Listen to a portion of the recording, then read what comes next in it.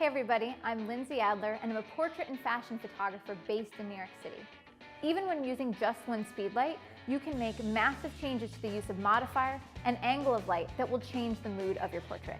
I want to start off by trying to get a little bit more of a dramatic portrait here. A more dramatic light is created by smaller light sources. The smaller the light source is relative to the subject, the more contrasty it is.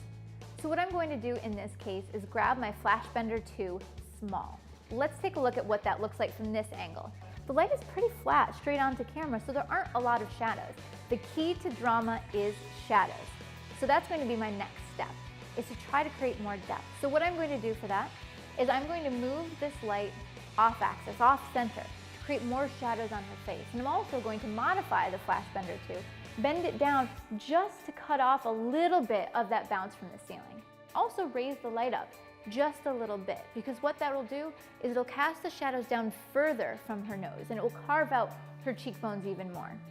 So maybe I want beauty light, something more glowing.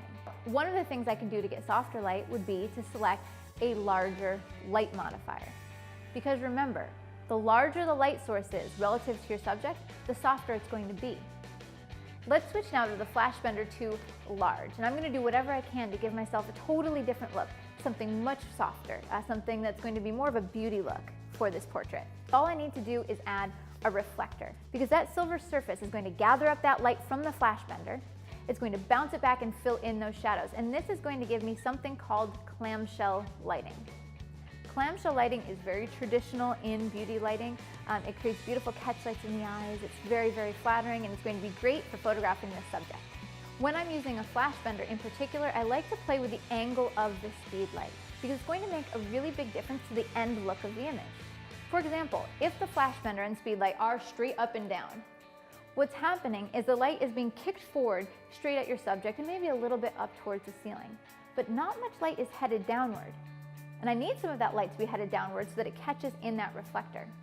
There is a ton of versatility when you're taking a portrait using speedlights. Even just changing from a small FlashBender to a large FlashBender is going to make a massive difference to the quality of light.